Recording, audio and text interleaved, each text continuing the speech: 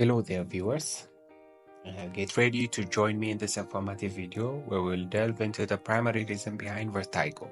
Grab your notepads and pens because we're about to explore the most common cause of vertigo, known as BPPV, benign paroxysmal positional vertigo. In this session, we'll explore on the prevalence, cause, symptoms, examination that will help us reach into a diagnosis and treatment methods related to vertigo. What is vertigo? Vertigo refers to a sense of spinning or other motion that may be physiological, occurring during or after a sustained head rotation, or pathological due to vestibular dysfunction. Patients come to the outpatient department with a complaint of an illusory movement or a sense of swaying or tilting, and it might be associated with nausea, vomiting, sweating, or malaise. Vertigo arises from two main categories, that is the peripheral causes and the central causes. The peripheral causes contribute around roughly 80% of the vertigo case, leaving the remaining 20% to the central causes. These divisions helps us to understand the broad spectrum of conditions that leads to vertigo. Within the peripheral cause, BPV indeed holds a significant portion. It stands out as the leading contributor among the peripheral causes, responsible for a considerable majority of vertigo cases within its category. So its distinct characteristics and prevalence make it a noteworthy factor in understanding and addressing its related issue. So when we see the prevalence of BPV, so the lifetime prevalence was found to be 2.4% in a population-based survey, and it is more common in women than men at all age group, and the 1 year prevalence was found to be increasing with age, and it's almost 7 times higher in those individuals older than 60 years. So in general, the semicircular canals have three main functions. One is to maintain our body's orientation related to Earth's gravitational field by adjusting posture through the spinal mechanisms.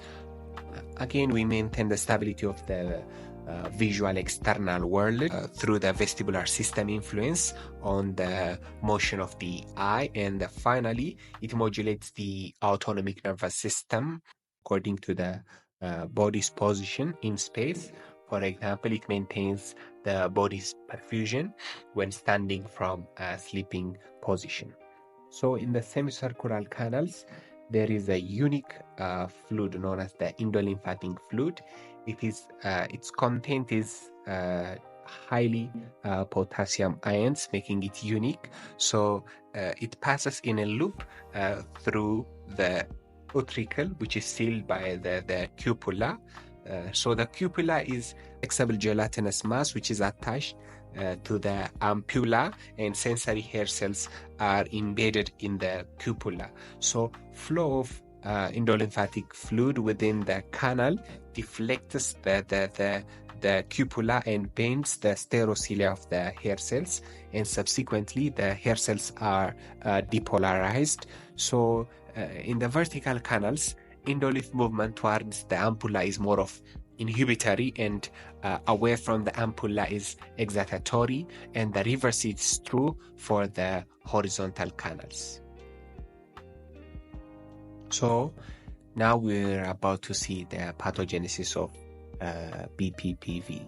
The main underlying cause that leads to BPV is the dislodgement of the otoconia from the utricle. So in general, there are two theories with regards to the pathophysiology of BPPV, which is the canalolithiasis and the cupulolithiasis. The canalolithiasis, there is otoconia, which are calcium carbonate crystals, which are found in the utricle of the inner ear.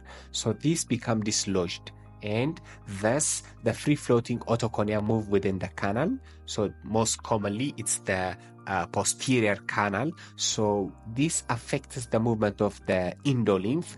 So abnormal movement of the otoconia within the canal will lead to the deflection of the cupula, leading to a brief episode of vertigo and nystagmus.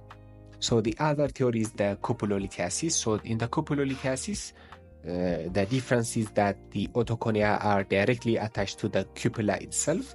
Thus, it alters its density, and thin stimulation of the hair cells within the affected canal results in a persistent vertigo and nystagmus upon change in position. So here we have the cupula and the otoconia are attached. In canalolithiasis, so the response is brief, but there is a delayed onset because of the otoconia fall to the lowest gravitational point, whereas in the cupulolithiasis there is persistent stimulation due to the heavy cupula, yet the central nervous system will adapt and adjust its response.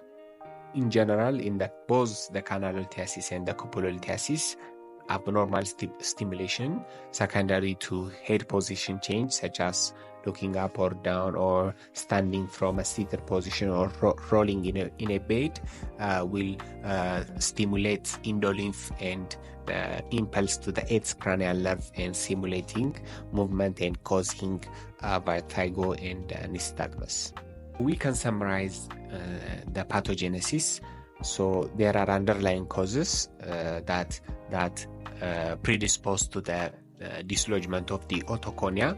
So in the cupulolithiasis, as I had said, the otoliths adhere to the cupula, head position change resulting in prolonged sense of head rotation, whereas in the canalolithiasis theory there is a free-floating otoliths, so they drag the endolymph and again resulting in a prolonged sense of head rotation and vertigo.